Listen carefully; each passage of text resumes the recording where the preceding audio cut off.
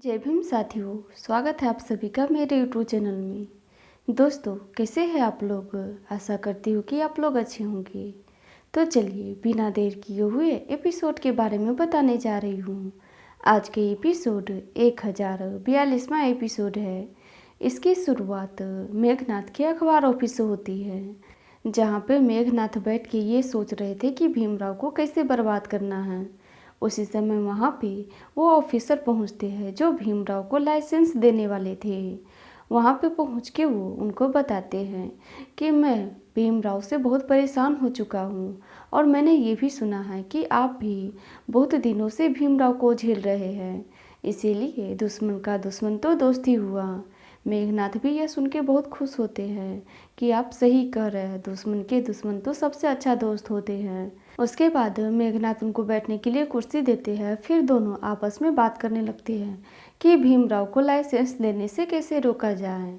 वो इस बात पे विचार भी करते हैं। ऑफिसर उनको बताते हैं कि आप रात को पार्टी का इंतजाम कर लीजिए और उस पार्टी में कौन कौन शामिल होंगे ये मैं देख लूँगा।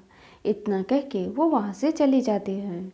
वहीं दूसरी तरफ करुणा बैठ के पैसे गिन रही थी और पैसे गिन रही थी, साथ में ये भी कह रही थी कि थोड़े पैसे और कमा लूँगी तो मायके चली जाऊँगी। बहुत दिनों से मैं अपने मायके नहीं गई हूँ। जब करुणा पैसा गिन ही रही थी, उसी समय वहाँ पे बाला आते हैं और करुणा से कहते हैं कि करुणा, मुझे भी कुछ पैसे दे दो, मुझे पैसे की ज़रूरत है। यह सुनते ही करुणा पिछली बातें याद करने लगती है। जब बाला से वो पैसे मांगती थी तो बाला कहते थे कि पहले मेरा हाथ दबा दो, पैर दबा दो, तभी मैं तुम्हें पैसा दूंगा। ये याद करके करुणा भी उनके साथ यही व्यवहार करती है। करुणा उनसे कहती है कि पहले मेरा हाथ दबा दीजिए। बाला को पैसा लेना था और ऊपर से उनकी पत्नी भी वो थी, इसीलिए वो उनका हाथ दबाने लगते हैं, जिसके बाद करुणा उनको पैसे दे देती है। वहीं दूसरी तरफ चौल के बाहर रात के समय भीमराव और रमाबाई दोनों आपस में बैठ के बात कर रहे थे। रमा और लक्ष्मी के साथ जो जो करुणा ने किया था सारी बातें वो भीम को बताती है और किस तरह से वो काम पे रुक गई थी वो भी बात रमा भीम को बताती है। भीम ये सुनने के बाद उनसे कहते हैं कि रमा, इस बात का तुम हमेशा ध्यान रखना कि अनजाने में करुणा दीदी को कोई ठेस न पहुँचे। वो दोनों आपस में बात कर ही रहे थे कि उसी समय वहाँ पे राम जी आ जाते हैं और भीम से ये पूछते हैं कि भीम बेटा, तुमने सोचा है कि उन 4 लोगों से कैसे साइन करवाना है? भीम उस समय कहते हैं कि नहीं बाबा, इस बात पे मैं तो ध्यान भी नहीं दिया हो, कल देख लेंगे कि क्या करना है। उसी समय वहाँ पे जीजाबाई पहुँच जाती है और पूछने लगती है कि दीदी कैसी है। राम जी ये सुन के कहते हैं कि जीजाबाई, तुम्हें भीम की बात सुनना पसंद नहीं है, इसीलिए सीधा बात को काट देती हो। जीजाबाई भी कहने लगती है कि हाँ, मुझे भीम की बातें सुनने में कोई भी दिलचस्पी नहीं है, इसीलिए ये बता दीजिए कि दीदी कैसी है।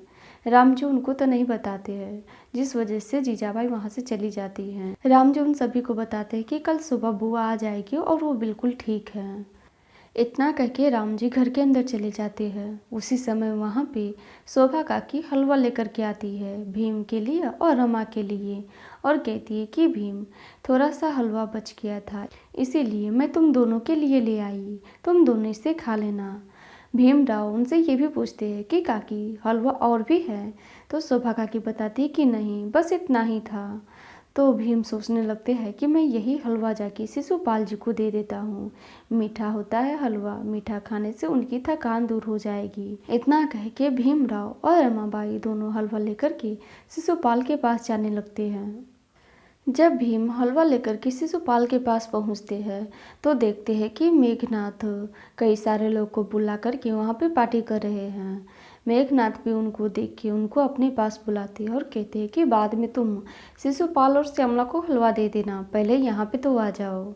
इतना सुन के भीम और रमा दोनों उनके पास पहुँचते हैं तो देखते हैं कि सभी लोग बैठ करके खाना खा रहे हैं। भीम उन ऑफिसर को भी देखते हैं जो लाइसेंस देने वाले थे। भीम को अपने पास बुलाने के बाद मेघनाथ शिशुपाल और श्यामला इन दोनों को भी वहीं पे बुलाते हैं। बुलाने के बाद वो ऑफिसर देखते हैं कि भीम के हाथ में हलवा है तो वो कहने लगते हैं कि तुम हलवा लेकर के आए हो, हलवा तो मीठा होता है और इन लोगों को देखो, ये सभी नमक खा रहे हैं और नमक का कर्ज तो चुकाना ही होगा। उसके बाद मेघनाथ भीम की पढ़ाई को लेकर के बातें करने लगते हैं कि भीमराव, तुम पढ़ लिख करके भी अनपढ़ ही रहे और हार गए, और मैं अनपढ़ होकर के भी जीत गया, और तुमसे अच्छा तो वो मजदूर है जो अनपढ़ होकर के मुझे ज्ञान दे रहे थे कि भीमराव के साथ ऐसे करेंगे तो आप जीत जाएंगे, और लो देखो मैं जीत भी गया। वहाँ पे खाने को लेकर के बहुत सी बातें होती है, वो भीम को बहुत बातें सुनाते हैं, जिसके बाद मेघनाथ भीम से कहते हैं कि भीमराव, अब तक तो ये हलवा का स्वाद भी कड़वा हो गया होगा, इसे चखोगी तो कड़वा ही लगेगा। शिशुपाल उसी समय उसे खा करके देखते हैं और कहते हैं कि बाबा, ये बिल्कुल भी कड़वा नहीं है, हलवा है और मीठा है और बहुत ही टेस्टी भी है। कड़वा तो आप लोगों का खाना होगा जिसमें छल मिला हुआ है। इतना सारा बात होने के बाद मेघनाथ भीम से पूछते हैं कि भीमराव, जानते हो ये लोग कौन हैं? भीम कहते हैं कि बताने की कोई ज़रूरत नहीं है, मैं समझ चुका हूँ कि ये लोग कौन हैं। भीम उनको बताते भी है कि ये वही 4 लोग हैं जिनसे मुझे साइन करवानी थी। यह सुनने के बाद मेघनाथ कहते हैं कि हाँ, ये वही लोग हैं। फिर तुम अभी तो ये हमारे घर का खाना खा रहे हैं और नमक खा रहे हैं, नमक का कर्ज तो चुकाना ही होगा, फिर ये लोग साइन करेंगे कैसे? भीमराव कहते हैं कि ये हम कल के कल देख लेंगे कि कैसे साइन करवाना है या नहीं करवाना है। इतना सब कुछ होने के बाद भीमराव, रमाबाई ये सभी वापस चले आते हैं।